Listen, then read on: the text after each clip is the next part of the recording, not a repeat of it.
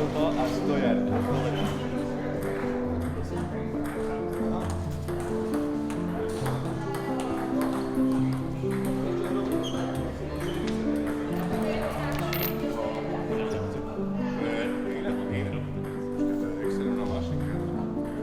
Ale tu nebudem písať decka. To keď...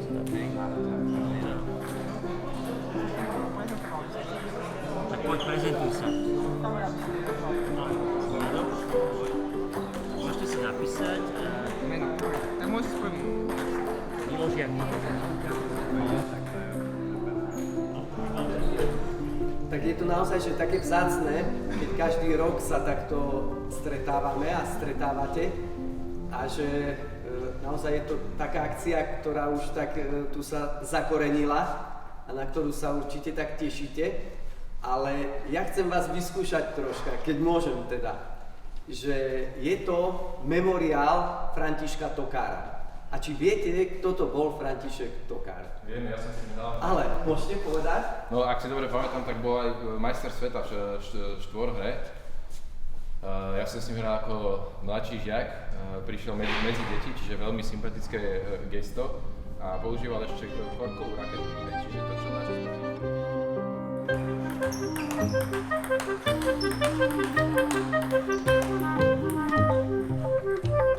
Nachádzame sa na mieste, kde sa začal príbeh, ktorý sa výrazne zapísal do dejín slovenského stolného tenisu. Staré Oradko na Miletičke. Tak volajú toto miesto všetci, ktorí ho aj dnes navštevujú, aby si tu zašportovali. Tu Ferko Tokár ako chlapec poprvýkrát chytil do rúk raketu.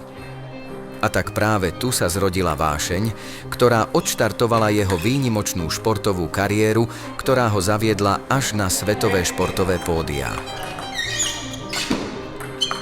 Ale ako si zaspomínal po rokoch na svoje začiatky sám František Tokár? Stolný tenis začal som hrať pred 49 rokma 6. maja 1934, keď som išiel zo školy z Ľudovej na meste 1. maja. Zobral ma spolužiak do Ružinova do herní a tam som sa prvý raz stretol s stolným tenisom. Pozeráme sa na hru stolného tenisu, ako vyzerala v dobe, keď jej čaro mladý Tokár začína objavovať u Salesiánov. Hoci pôvodne túžil byť slávnym futbalistom, stretnutie so stolným tenisom v salesiánskom oratóriu na Miletičke sa mu stalo osudným. Jozef Paulík, ctihodný páter a tréner v jednej osobe, rýchlo postrehol v malom nezbedníkovi veľký talent, ale aj nevšednú ctižiadostivosť a vytrvalosť. Zatiaľ, čo jeho rovesníci brali hru len ako zábavu, mladý Fero, ako ho tu všetci volali, začal naozaj systematicky trénovať. Dnes to znie neskutočne, ale trénoval viac ako súčasná stolnotenisová omladina. Tréningu venoval aj na dnešnú dobu neuveriteľných 5 až 7 hodín denne. Výsledky sa dostavili pomerne rýchle a už ako 12-ročný sa stáva mládežníckym majstrom Bratislavy a ako 15-ročný vyhráva rovnakú súťaž už aj medzi dospelými. Nie náhodou dostal veľmi rýchlo pozvánku do dospeláckej reprezentácie Slovenska, kde začal zbierať skúsenosti aj na medzinárodných turnajoch. Už počas vojny štartoval na prvom ročníku Dunajského pohára, ktorý sa konal v bratislavskej Redute. Tu nastupoval proti najlepším hráčom Maďarska, Nemecka či Rumunska a získal prvé medailové úspechy. Po oslobodení v roku 1945 sa František Tokár raketovo prepracoval do reprezentácie Československa, v ktorej patril ďalších 12 rokov medzi jej stabilné opory. Zaradil sa tak medzi osobnosti českého a súčasne aj svetového stolného tenisu. Za všetkých spomeňme Bohumila Váňu, českú legendu, 13-násobného majstra sveta, ktorý bol pre Tokára veľkým vzorom. S týmto kolektívom dosiahol aj svoje najcennejšie úspechy. Stal sa 5-násobným majstrom sveta. Prvé zlato získal ako člen víťazného družstva na majstrovstvách sveta v Paríži v roku 1947. O rok neskôr sa tento úspech podarilo zopakovať na šampionáte vo Wembley v Londýne. V roku 1949 spolu s Ivanom Andreadisom vybojovali zlato vo štvorhre v Štokholme. Nasledovali ešte zlaté medaily z tímových majstrovstiev sveta v Budapešti v 50. roku a o rok neskôr na šampionáte vo Viedni.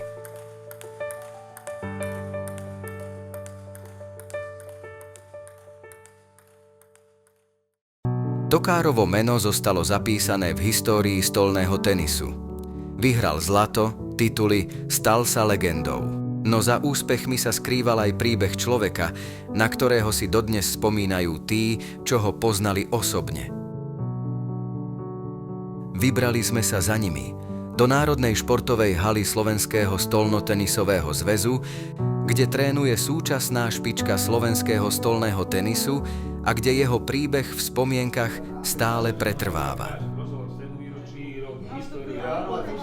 Čo sa chystá, na jednu stranu to nie je veľa.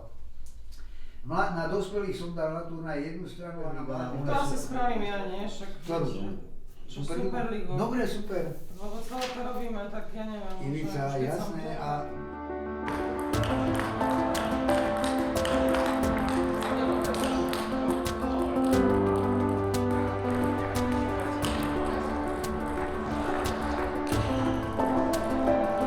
František Tokár je nepochybne najvýraznejšia a najvýznamnejšia osobnosť slovenského stolného tenisu.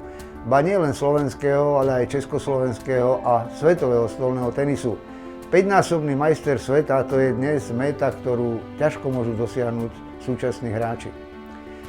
K tejto výkonnosti sa dopracoval predovšetkým svojou húževnatosťou. Nebol ani taký veľký talent, ako bol húževnatý a pracovitý, a aj vďaka Salesiánom v Bratislave, kde trénoval, sa postupne vypracoval na najlepšieho hráča nielen v Bratislave, ale zaradil sa medzi najlepšiu európsku a československú špičku. Dnes je nesmierne náročné presadiť sa na vrcholových turnajoch. Už zo pár desaťročí dominujú stolnému tenisu najmä hráči z Ázie. Ako sa teda Františkovi Tokárovi podarilo dosiahnuť také mimoriadne úspechy už v jeho časoch? V tom čase najlepší hráči stolného tenisu sveta boli koncentrovaní v strednej Európe. Československo bolo lídrom výkonnosti. Okrem toho ešte boli dobrí hráči v Rakúsku, Maďarsku, Nemecku, Anglicku, Švédsku. A vlastne títo reprezentanti si zvyčajne delili medaily a československí vždy patrili medzi tých najlepších. Vznikla na Slovensku taká zdravá rivalita, ktorá pomohla zvyšovaniu výkonnosti všetkých hráčov, a pre Tokára bolo významným ešte aj fakt, že na Slovensko prišiel z Jugoslávie Max Marinko, ktorý bol takisto svetový hráč a potiahol ho takisto vďaka spoločným tréningom ešte k väčšej výkonnosti.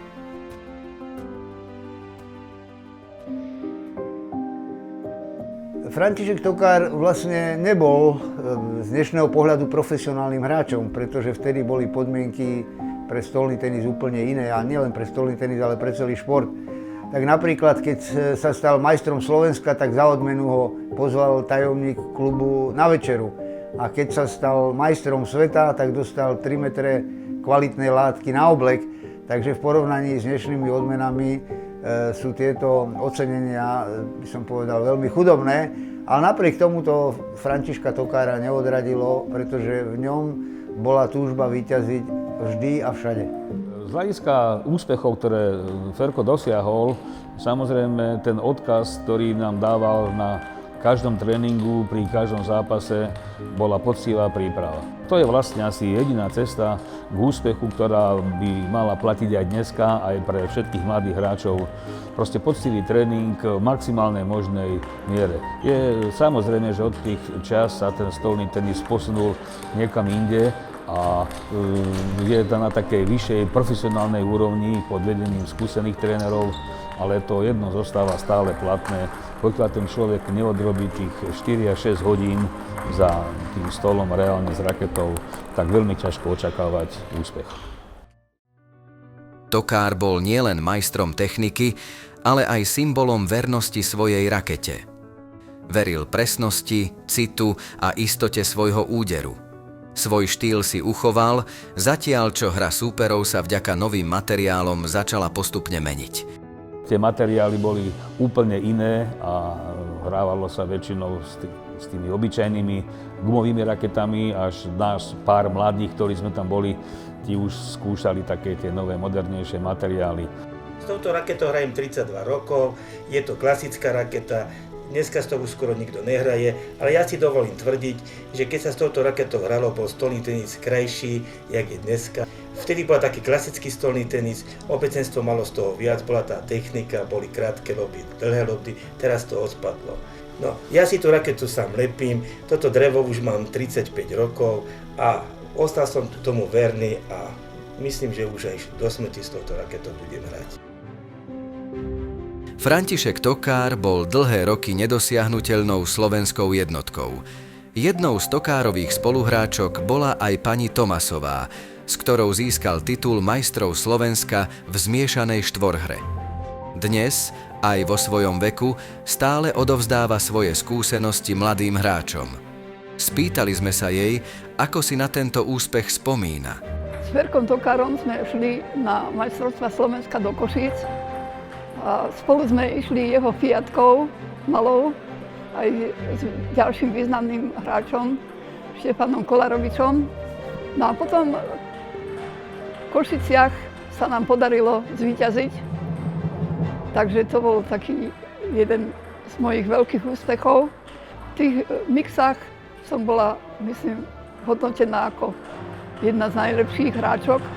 Takže to ma tak posúvalo stále dopredu. Pri Ferkovi som sa cítila veľmi dobre, lebo mal takú veselú povahu a všestranne nás všetkých podporoval, takže veľmi taký milý človek to bol. Tokár získal celkové 18 titulov majstra Slovenska za sebou, až sa zdalo, že je neporaziteľný. No v roku 1967 sa našiel súper, ktorý ho dokázal zastaviť. Bol ním Vladimír Mihočko, ktorý sa stretol s Tokárom na majstrovstvách Slovenska v Leviciach. Spomína na Tokára ako na športovca telom i duchom, ktorý si vážil svojich súperov. Finálový zápas s ním mal dramatický priebeh.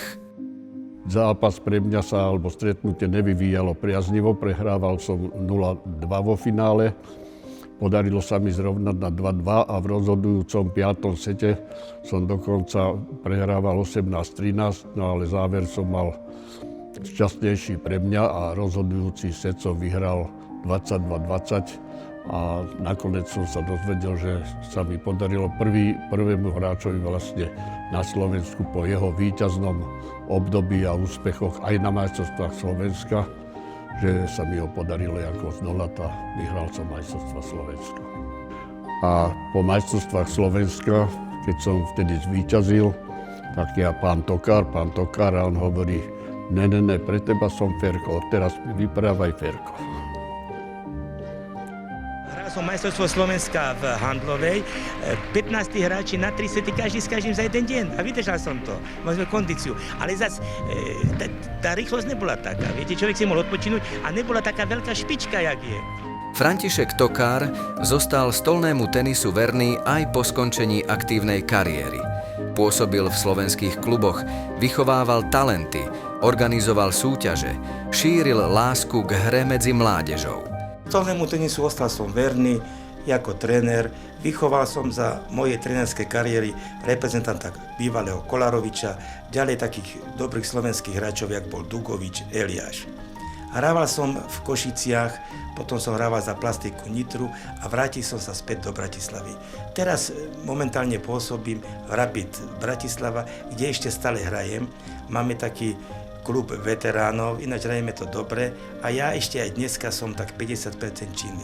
Ale moja taká hlavná náplň, že sa venujem mladým hráčom, s ktorými 3-krát týždenne trénujem. Za svoje výnimočné úspechy a celoživotný prínos stolnému tenisu si získal uznanie aj na svetovej úrovni. Ako jediný Slovák bol uvedený do siene slávy svetového stolného tenisu v Japonsku. A na tomto mieste pridajme ešte jednu významnú skutočnosť. Rok 2025 je pre slovenský stolný tenis mimoriadny. Oslavujeme 100 rokov od jeho vzniku. Zároveň si pripomíname aj sté výročie narodenia Františka Tokára. Jeho meno tak aj vďaka tejto symbolike zostáva neoddeliteľne späté s najväčšími úspechmi tohto športu. Jeho odkaz žije ďalej najmä tam, kde začínal. Medzi stolmi, sieťkami, mládežou aj dospelými, ktorí v starom Oradku na Miletičke dnes bojujú o svoje prvé body. Tu medzi stolmi oratória sa začal jeho príbeh. A hoci František Tokár už dávno dohral svoj posledný zápas, hra s malou loptičkou tu pokračuje. V každom údere, v každom kroku tých, ktorí v nej objavili čaro, aké na tomto mieste vo svojich začiatkoch našiel aj on. Hra Františka Tokára nebola iba o bodoch, setoch a víťazstvách, ale bola predovšetkým o vášni a láske k stolnému tenisu.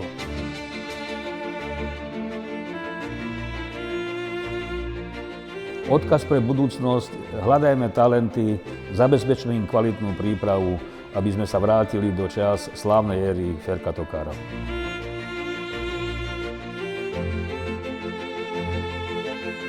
Ferko Tokár svojou vytrvalosťou a húževnatosťou môže byť príkladom, vzorom, inšpiráciou pre dnešnú stolnotenisovú mládež Slovenska.